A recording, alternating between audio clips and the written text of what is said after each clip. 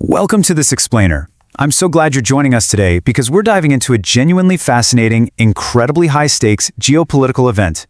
We are looking right at the highly anticipated June 21st, 2026 presidential runoff in Colombia. Now, whether you've been closely tracking South American politics for years or you just want a clear, no-nonsense breakdown of what's happening on the ground right now, well, this explainer is exactly for you. We're going to take these really complex forces at play and break them all down. Right out of the gate, we're confronted with the ultimate question, the one defining this whole national crossroads. Are we going left or center-right? Following that really fiercely contested first round of voting back on May 31st, Colombia has been gripped by some intense political polarization. I mean, the country is just completely divided on how to move forward. Voters are literally looking down two completely different paths here. Okay, let's dive into this. To make sense of it all, we're following a clear five-part map today. First, the historical dilemma. Second, the current government's record. Third, two visions for the country. Fourth, the urban versus rural divide. And finally, regional impact. All right, kicking things off with part one, the historical dilemma, and that massive crossroads approaching on June 21st. Right now, the national climate in Colombia is just tense.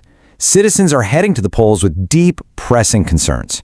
We're talking about the economy, personal safety, national security, and this fiercely debated question about whether recent social reforms are actually working.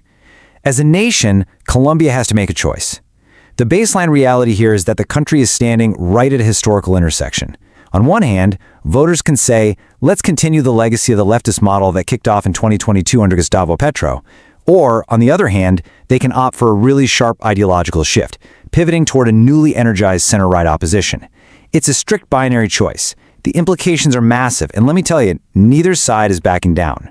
Moving right along to Section 2, the current government's record, looking closely at promises versus reality. To really understand why voters are facing such a stark choice, we kind of have to neutrally evaluate where the outgoing administration started and compare it to where the country actually stands today. If we trace the chronological path over the last 4 years, it's pretty revealing. Back in 2022, the current presidential term started with some incredibly ambitious promises.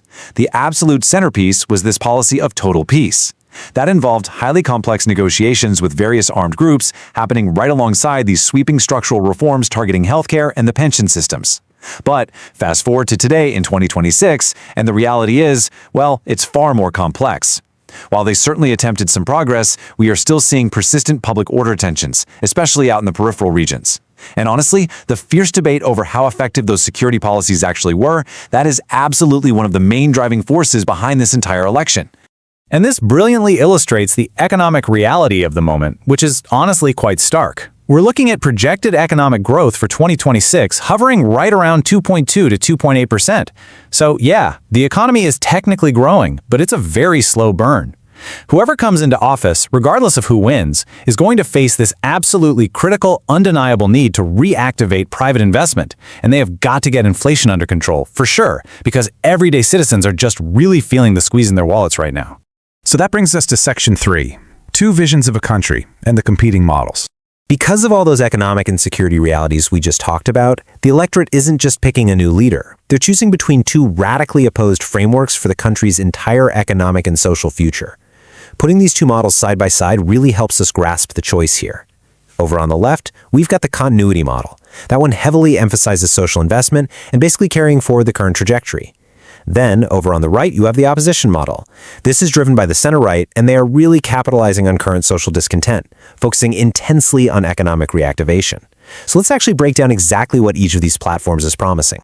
First up, let's look at the continuity model. This is represented by the left-wing Pacto Histórico bloc. Their main goal? To consolidate the current political project. Their core pillars involve aggressively defending and deepening those 2022 social reforms we mentioned, specifically when it comes to public health and pension access. They're also incredibly focused on an energy transition, tying that directly into fighting climate change. And on top of that, a massive, massive priority for them is directing social investment straight toward communities that have been historically excluded or marginalized. Now let's contrast that directly with the opposition model from the center-right.